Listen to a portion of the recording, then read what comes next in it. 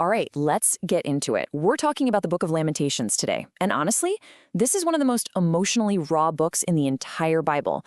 It's intense, it's powerful, and it's basically a guide to one of the toughest questions out there.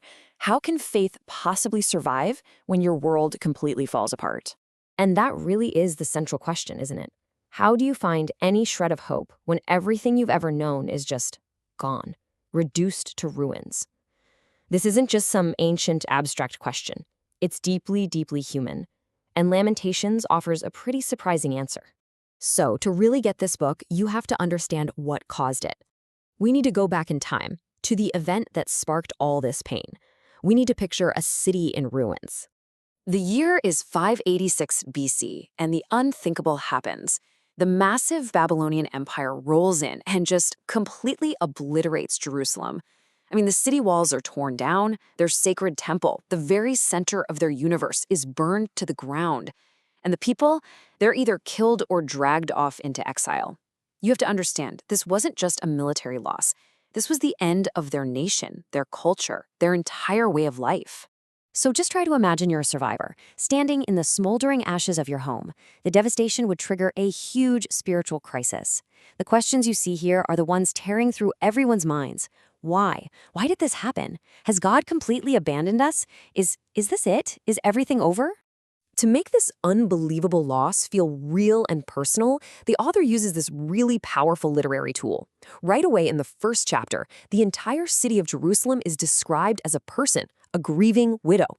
You know, she used to be this vibrant queen among all the nations, and now she just sits alone, totally abandoned and humiliated. It's a gut-wrenching image that pulls you right into the middle of the pain. Now, when you're facing that much chaos and pain, you think the writing itself would be chaotic, right? Just a total mess. But instead, the author does something incredibly structured and deliberate. It's like they're trying to process their grief from A to Z, literally. This special structure is called an acrostic. It's a type of poem that's highly organized, where each new line or verse starts with the next letter of the alphabet. In this case, it's the 22 letters of the Hebrew alphabet. And this detail tells you so much about what the author's trying to do. In most of the chapters, each of the 22 verses starts with the next letter of the Hebrew alphabet. So, why do this? Well, it's a way to contain something that feels uncontainable. It's this massive effort to bring order to chaos, to give some kind of form to this formless sorrow. They are methodically working through the pain from Aleph to Tav, from A all the way to Z. Now, this right here is a really important distinction to make. The kind of sorrow in this book is not what you see on the left. It's not faithless despair, where you just give up all hope. No, it's what you see on the right. It's biblical lament. And that's something different. It's an active, honest, and totally faithful prayer that's spoken directly to God, right in the thick of all the suffering.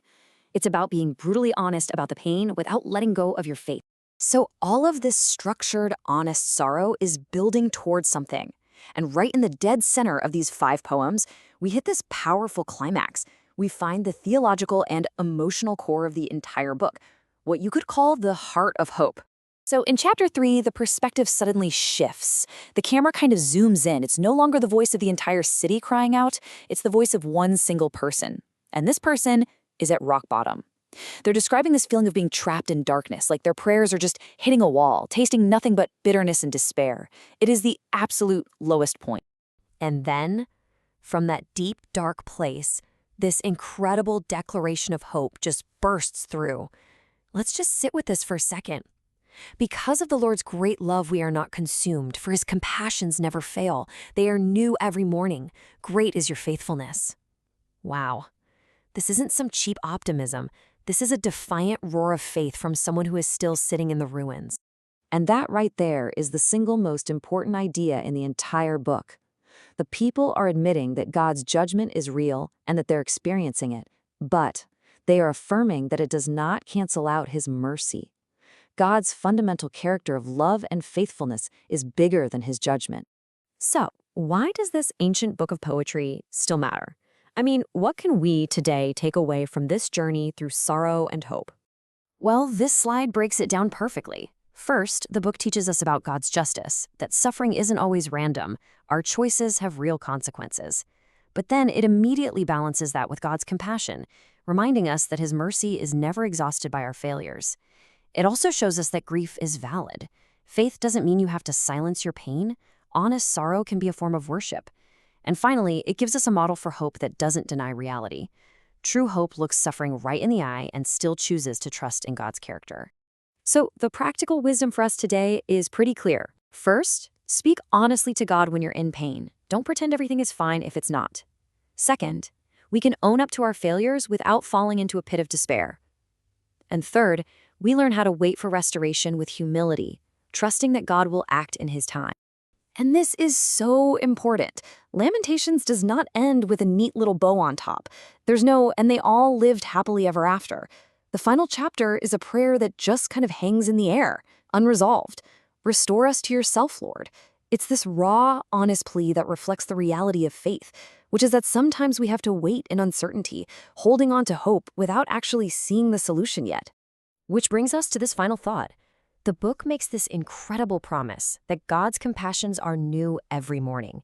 So the question it leaves for us, as we face our own moments of ruin, big or small, is this: where can we find those new mercies in our own lives today? Thank you for watching. Please like and subscribe. It really helps us.